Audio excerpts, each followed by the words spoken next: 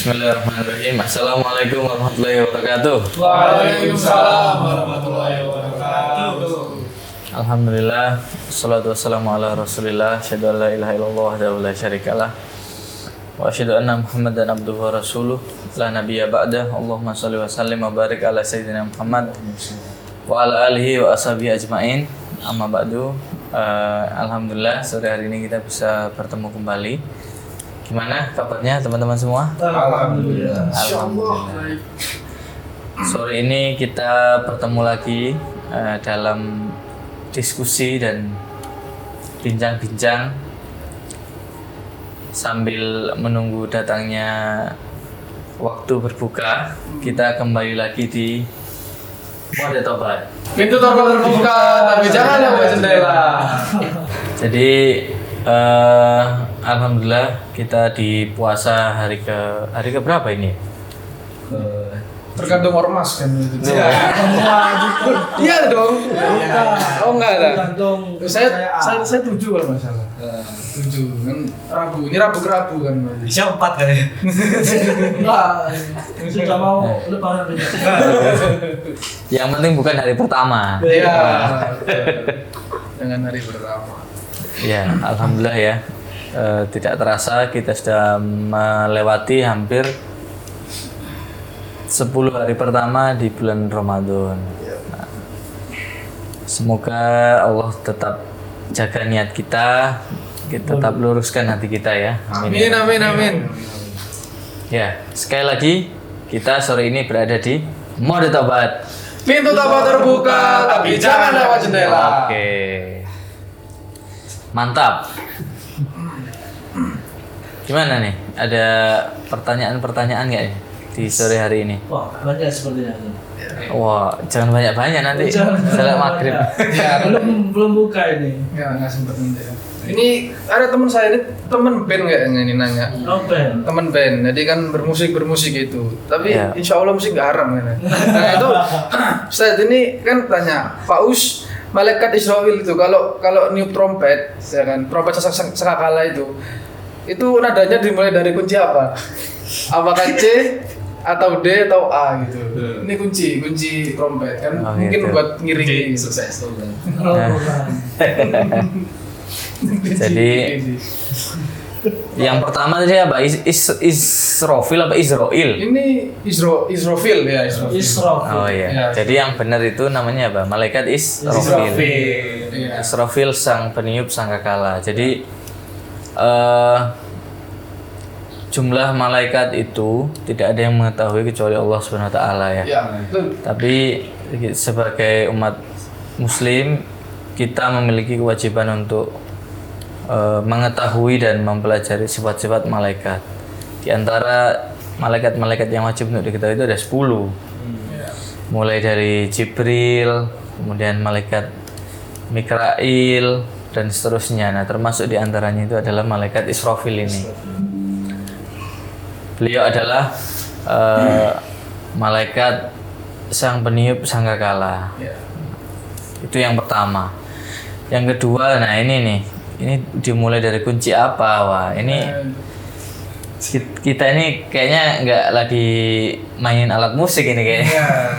Jadi mengiringi saudara mereka. yang ditiup itu adalah sangkakala, bukan trompet jazz atau trompet yang mengiringi Musik. masuknya ke manten. Ya, betul. Beda. Ya, bukan. Apalagi trompet buat konser ya. Tapi ini adalah sangkakala yang ditiup pada waktu hari kiamat kelak.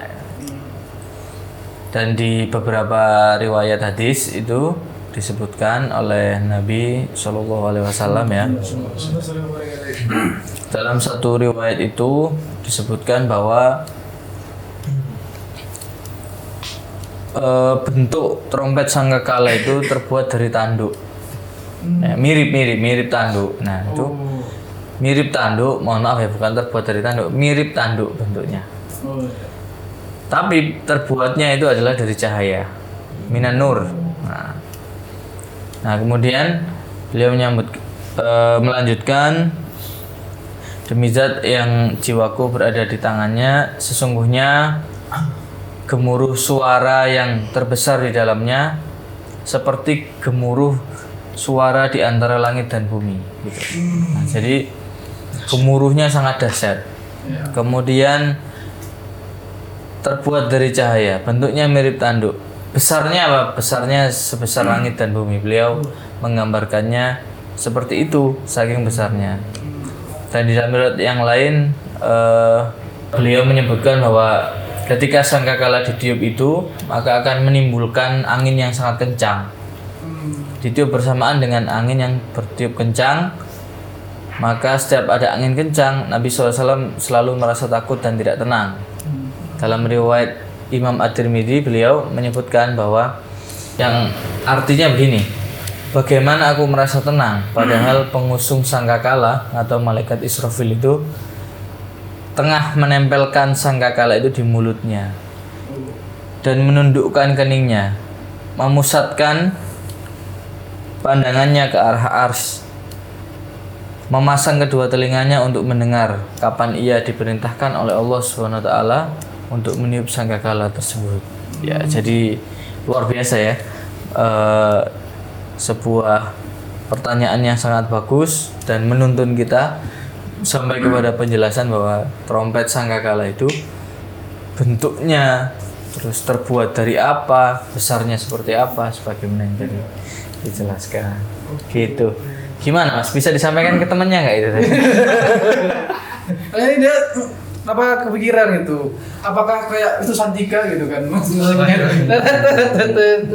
Oh, Katakan enggak. ya enggak lah. Enggak tahu kan, enggak tahu gitu. Jadi yang lebih penting dari itu kan bukan tentang bentuknya atau kayak gimana nanti kejadiannya, tapi kan lebih dari itu kan bagaimana kita diwafatkan sebelum kiamat kalau bisa.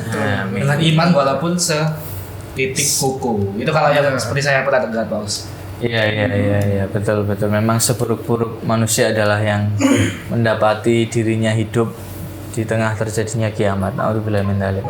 Semoga kita tidak termasuk golongan yang seperti itu. Amin. Dan ketika sangkakala ditiup itu, tiupan pertama adalah untuk mematikan seluruh makhluk, yang kedua adalah untuk membangunkannya atau membangkitkan makhluk tersebut. Ya, Masya Allah, terima kasih pertanyaannya. Ya, titip jawaban ke temannya tadi ya. Siap. Ada lagi nih, Pak. Ada lagi, oh iya ada lagi, silakan. Ya, namanya manusia nggak habis dari pertanyaan-pertanyaan nyeleneh ya. Jadi ini ada lagi teman saya aja. Jadi misalnya kalau ada orang menang slot, habis itu uangnya itu disedekahkan Pak Us. Misal dibuat bikin masjid atau gimana. Nah itu yang dapat pahalanya itu pelakunya atau bandarnya Pak Us. Waduh. Ini sebenarnya nggak tahu ya dia benar-benar pelaku slot atau gimana, cuman katanya penasaran gitu. OJK bro. Ya. Iya Pak Us. Gimana Pak Us? Masalahnya dari pengalaman yang saya lihat ini ya. Yang main slot itu kayaknya kurang bersedekah malah. Malah butuh disedekah kayaknya.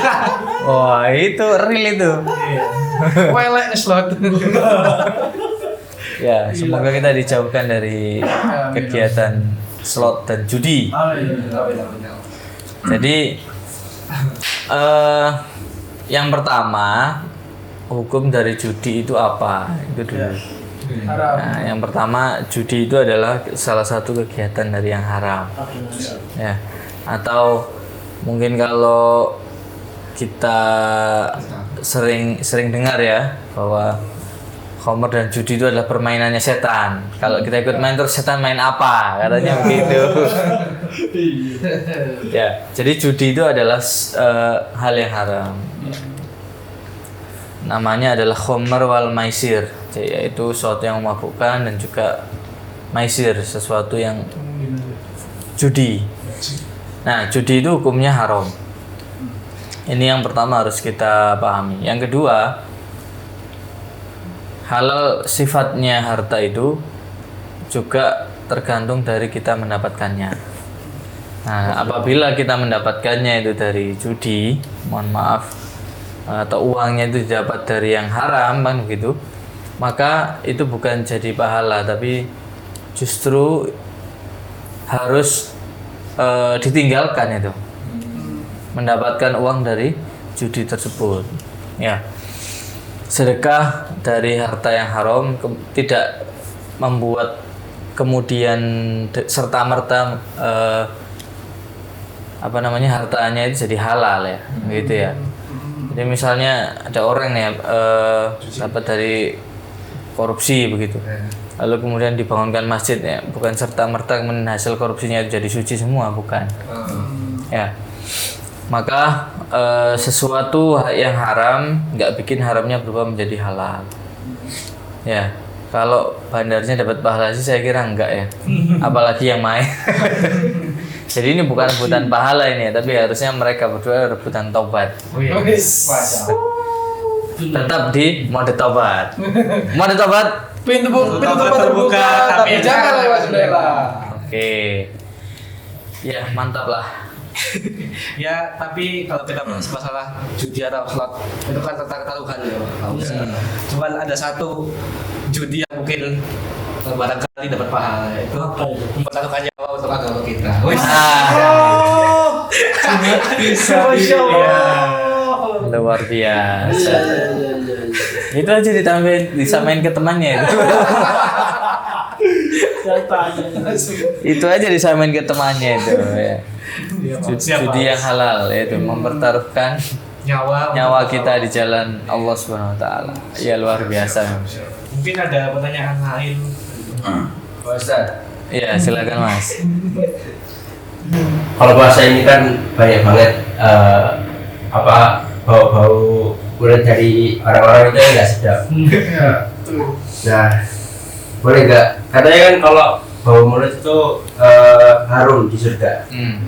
Nah, boleh nggak kalau bau mulut saya ini dikumpulin di plastik, terus saya sumbangin ke jamaah ke jamaah yang nggak ada di masjid supaya wanginya itu wangi surga. Itu jorokan tuh, bro. Itu belum dipraktekin kan ya? Kalau belum dipraktekin mendingan jangan. Jadi itu adalah kias ya, maksudnya adalah itu adalah kiasan. Memang di dalam hadis itu disebutkan oleh Nabi SAW ya, demi Allah gitu, benar-benar perubahan bau mulut orang yang berpuasa karena lapar ya, itu indallahi ta'ala, di sisi Allah SWT, min rihil misk ya, lebih wanginya, aromanya itu lebih wangi daripada minyak misik. Mungkin ada yang pernah beli minyak misik, pernah nggak? Misik putih. Ya, white musk yang disebutnya. Misik putih itu white musk. Minyak misik itu aromanya sangat harum dan wangi gitu. Nah, maka Allah SWT itu menganggap atau nafas kita yang di dunia ini kelihatannya, dohirnya ini tampaknya itu bau karena lapar ya, karena kan perut kita kosong begitu. Tapi di sisi Allah SWT itu lebih wangi daripada harumnya misik. Maka ini bukan aroma yang bisa dicium semua orang begitu. Jadi jangan sampai kemudian kita buat untuk dikumpulin aja, nanti kita buka di masjid biar wangi ya, bukan gitu. Kalau jamaah masjid sampai merasakan aroma surga gara-gara itu, bisa jadi mereka malah pengen cepat buka puasa. Kan beda-beda kan, bisa ada yang ngerasa itu ini bukan bau surga, ini bau surya, itu nggak bisa dong, kan beda dong. Kalau bau surya berarti ketahuan nggak puasa itu. Makanya itu Ya, mambu surya. Mambu satu ayam. Ya, jadi Allah SWT memberikan keutamaan kepada orang yang berpuasa ya, termasuk diantaranya adalah ini. Jadi ketika kita berpuasa, mungkin kita sendiri merasa bahwa mulut saya kok bau begitu ya, tapi aroma itu yang kemudian membuat kita ini memiliki derajat di sisi Allah Subhanahu wa taala. Insyaallah. Dari hadis tersebut. Ya. Insya Allah itu kalau untuk yang di masjid sedekahnya ya berupa uang saja. Kalau mau sedekah pewangi ya tanya ke takmirnya aja. Mau dibeliin buhur, apa mau pakai stella, atau mau pakai pengharum ruangan yang lain. Nah, tapi jangan menggunakan nafasnya orang yang berpuasa. Semua upload semua. Nggak semua bisa dipahami secara ini ya, secara Ya. literal. Secara biasa. Secara letterlek. Nah, kalau bahasa Jawanya secara letterlek ya. Jadi apa yang tertulis kemudian dipahami secara sesuai yang tertulis tersebut tidak. Tapi itu adalah makna kiasan dan perlu kita kaji dari mana sumber tersebut, dari Al-Qur'an atau dari hadis. Kemudian kita lihat pendapat dari para ulama. Begitu sih. Luar biasa tapi pertanyaannya. Mantap. Luar biasa. Oh, Bahaya kalau dipraktekkan. gimana soal dipraktekkan Mas? Waduh, nggak tahu. Jangan ya. Mending ngaji ente, Bro. Banyak-banyak zikir. Ini Paus. Iya, silakan Saya mau di silakan. sosmed lagi nih. Ah. Pertanyaan terkait mengenai kumur-kumur ketika puasa itu kan makruh. Iya. Kalau saya kumur-kumur punya pakai es cendol, es campur gitu kreatif atau makruh? Wah, aduh Pakai ini. milku. Ini. Pakai kucuk. Jadi hukum berkumur ya saat berwudu itu sunnah ya. Ketika kita tidak dalam keadaan puasa, normalnya itu adalah suatu hal yang sunnah. Nah, kalau berlebihan, nah ini perlu digarisbawahi ini. Kalau berlebihan, ini kita masih ngomong air biasa ini. Kalau berlebihan itu makruh, karena resiko kita ketika berkumur berlebihan itu akan membuat khawatir tertelan walaupun sedikit. Nah, kalau pakai es cendol itu namanya bukan wudhu tapi mokel. Mokel itu jenenge ya.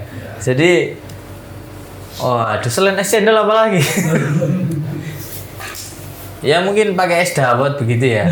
Atau es campur Pakai air santri. atau es oyen. Nah, itu Misal gini Paus, misal Oke, dia gitu. kumur-kumur, Nah. udah 5 menit sebelum azan dia kumur-kumur, terus waktu azan dia langsung pesan gitu, gimana? Nyuri start. maksudnya gimana nih? Ditahan di mulut. Iya kita ambil mulut, kumur-kumur, terus habis itu udah azan, tet langsung dia plak gitu. Gimana Paus kalau ini? Pertanyaannya itu ada apa? Kalau ada nasar ya batal. Iya sih, iya ya, iya ya nggak kepikiran. Ente kayak begitu. Azan subuh. Ada nasar misalnya, ada langsung ditelan. Wah, terus batal sama aja. Jadi Reflek. intinya itu adalah benar-benar dipastikan terlebih dahulu pada waktu datangnya waktu maghrib ya disiapkan. Ketika adzan maka bersegeralah berbuka. Tapi bukan berarti mencuri start seperti itu. Ya, sunnah berbuka kan untuk disegerakan. Nah, ya sudah saya bersegera saja jam 3 sudah buka. Namanya mokel. Jam 3. Puasa. Panggil. Aman, saya belum. Iya. Jadi itu sih bukan kreatif ya, tapi membahayakan. Membahayakan akidah. Saya langkah menuju neraka. Membahayakan. Ya, berikutnya ada titipan pertanyaan lagi mungkin. Ya ini ada beberapa saya survei teman saya itu. Ini ada yang nanya gitu kan. Kalau puasa itu kan tidak hanya nahan lapar, tapi juga nahan emosi. Nah itu gimana caranya Ustaz? Biar nggak gampang emosi tipis-tipis gitu. Waktu lagi capek dan haus. Ini serius ini Paus. Wah, Ini jelas ini. Ini survei buat penelitian. Kalau kembali lagi ya kepada makna puasa itu kan artinya adalah menahan diri. Menahan diri dari hal-hal yang membatalkan puasa. Nah, mungkin perlu kita pelajari lagi tuh. Mungkin dulu kan kita sering dengar nangis membatalkan puasa. Iya. Nah, Mitos-mitos gitu. tapi ternyata kan tidak, gitu ya. Nah ini juga termasuk ini gimana caranya supaya nggak gampang emosi pas puasa, ditambah lagi lapar, terus siang-siang panas misalnya ya kan, kemudian ya banyak hal lah, lemas begitu kan, atau misalnya kita ngerjakan sesuatu ternyata nggak sesuai, masih salah, waduh ini sudah ngerjain begini tapi masih salah gitu. Nah itu kan pasti jengkel gitu ya, atau dongkol dalam hati. Nah itu juga bahaya. Maka dari itu Nabi SAW telah meneladankan kepada kita semua, apabila kita dalam keadaan berpuasa ya, dalam hadis riwayat Bukhari nomor 1903 dan juga dalam hadis riwayat Muslim disampaikan bahwa jika salah seorang dari kalian itu sedang berpuasa, maka janganlah berkata kotor. Jangan pula bertindak bodoh. Kalau mengetik kotor gimana, Pak? Apa? Kalau mengetik kotor gimana? Ini kan berkata kotor. Mengetik kotor. Ya. Jangan mengkritik pemerintah tapi kan gitu. Katanya nunggu adzan maghrib. Itu lah maksudnya. Nah itu. Ya, janganlah berkata kotor. Yang pertama kan itu. Kalau mengetik kotor ya termasuk lah mungkin. Jangan pula bertindak bodoh. Seperti tadi ya, kumur-kumur pakai es cendol. Nah, jika ada seorang yang mencela atau mengganggunya, maka dia hendaknya mengatakan ini so'imun. Ya, sesungguhnya aku sedang berpuasa. Hadis riwayat Bukhari dan Muslim. Jadi ketika kita ada hal-hal yang mengganggu begitu ya, maka tekankan dalam diri kita bahwa ini so'imun, sesungguhnya aku berpuasa. Itu bukan cuma ke orang lain tapi juga sebagai pengingat bagi diri kita sendiri. Nah, ini ada beberapa tips ya buat teman-teman yang berpuasa biar nggak ngamuan ya. Yang pertama, kurangi debat yang nggak penting. Langsung susah. Pertama langsung saya. Debat. Akhirnya kan ngurus energi. diteruskan, akhirnya lapar. Debat nggak sholat ya. Apa itu? Nah, kemudian yang kedua adalah tidur yang cukup. Nah, tidur yang cukup. Tapi jangan tidur terus harian ya. Tidur yang cukup. Jaga asupan sahur. Kemudian perbanyak zikir saat mulai emosi tipis-tipis. Istighfar, astagfirullahaladzim, atau zikir-zikir yang lain. Emosi itu adalah suatu hal yang manusiawi. Nah, yang membuat puasa kita lebih bernilai itu adalah ketika kita bisa mengendalikan emosi tersebut. Luar biasa nih pertanyaannya, sangat berat. Ya, oke, kita lanjutkan dari Mas Hisam atau Mas Yasin. Yasin. Ya, ini ada pertanyaan satu nyeleneh lagi nih Pak. Mau dimaklumi ya Pak. Ya. Jadi ada teman saya, dia ikut bukber lewat Zoom Pak. Dia ini aneh sih, cuman nggak apa-apa ya Pak ya. Apa yang bukber lewat Zoom? Nah, teman-teman dia itu udah pada makan karena di tempatnya masing-masing udah maghrib. Sementara di tempat teman saya ini itu sisa 5 menit lagi. Nah, kalau misal ikut ngunyah di layar biar tidak dikira sombong. Nah, itu dosanya dimaafin apa enggak? Karena kan solidaritas Pak. Gimana Pak? Terkait perbedaan waktu. Iya. Toleransi offset. Nah, yang pertama sih saya menjawabnya tentunya boleh. Boleh saja ikut mengunyah. Karena kan lewat Zoom. Buat saja video AI. Nah, ikut makan di situ. Tapi jujur terlalu. Tapi orangnya enggak. Teknologi ya. Nah, kan sekarang bisa tinggal ente foto aja, foto mukanya kita ya, muka kita di foto, masukin AI, di situ suruh minum AI-nya. Nah, cuma orangnya nggak ikut ya. Kenapa? Kita harus berhati-hati karena waktu berbuka itu sesuai lokasi masing-masing ya. Kita di sini di Surabaya, teman kita di Mekah sana ya, mungkin belum waktunya.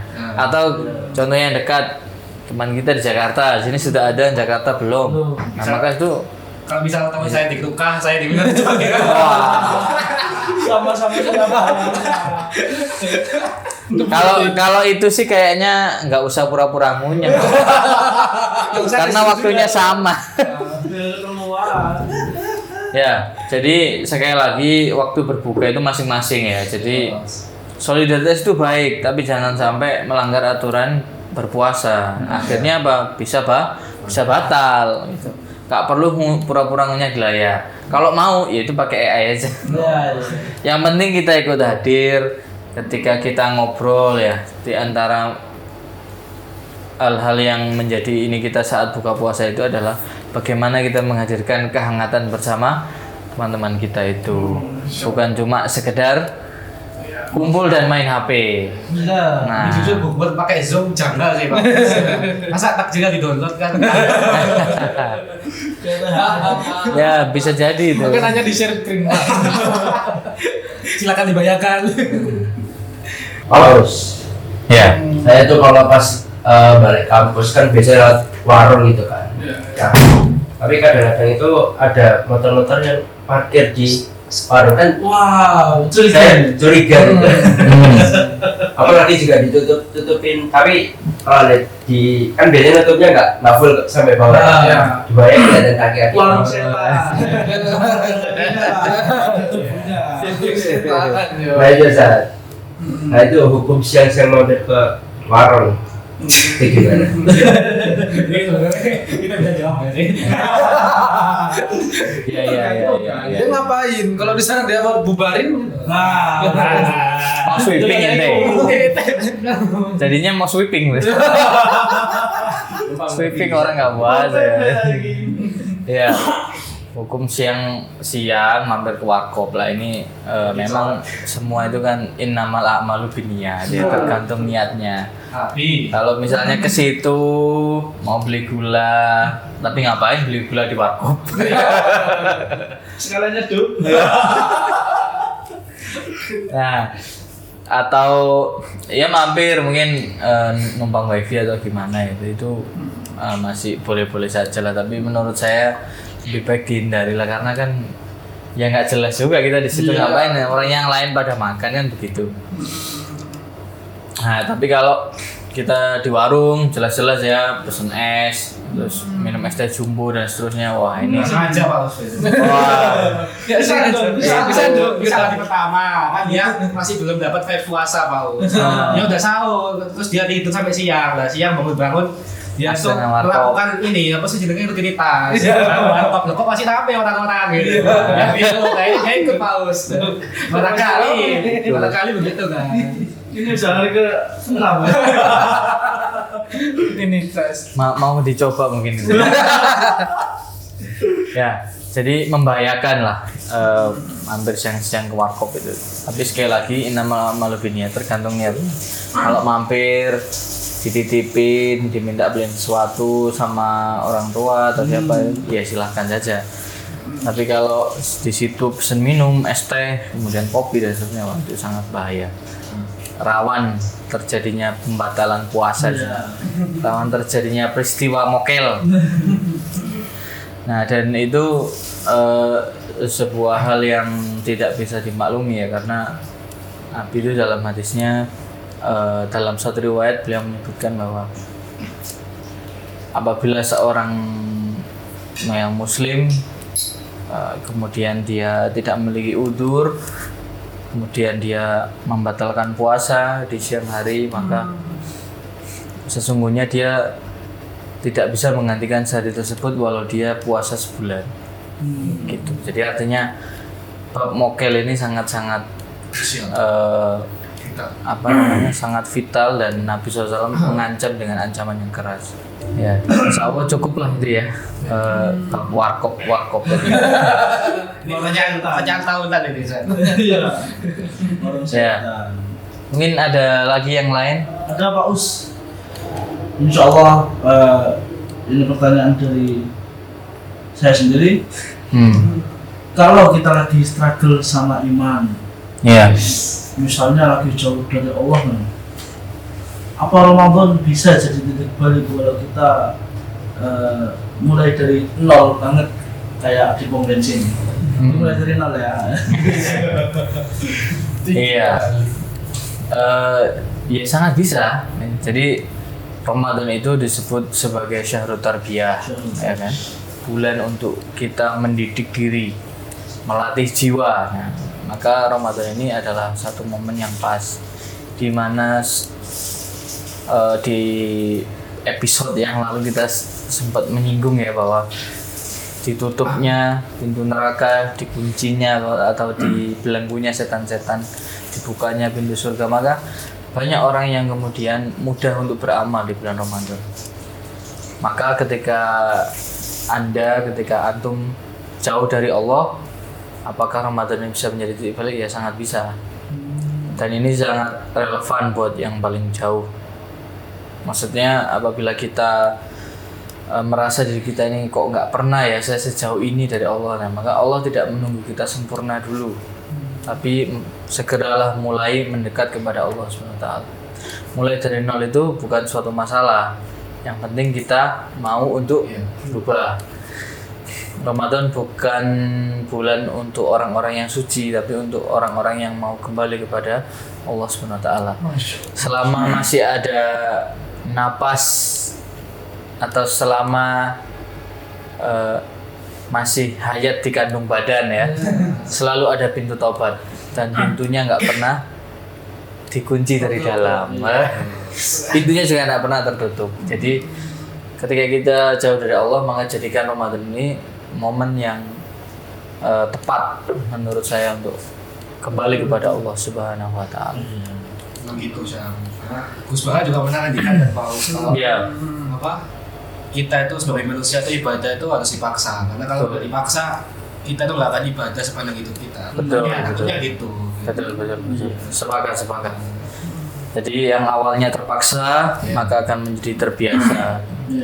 Dan kalau di dalam panduan dari Nabi SAW dalam mendidik anak itu, ketika umur 10 tahun nggak mau sholat maka dipukul. Nah, itu adalah bagian dari mendidik untuk memaksa.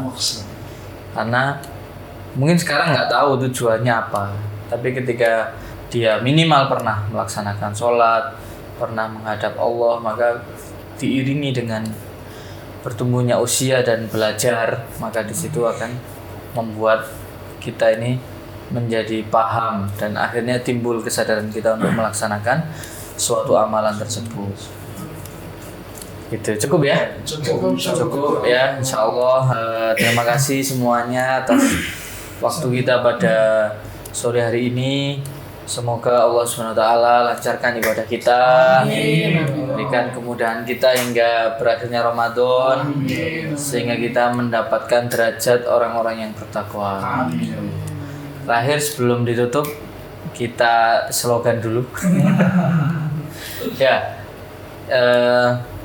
kita optimalkan bulan Ramadan ini dengan memperbanyak zikir dan bertobat kepada Allah Subhanahu Wa Taala.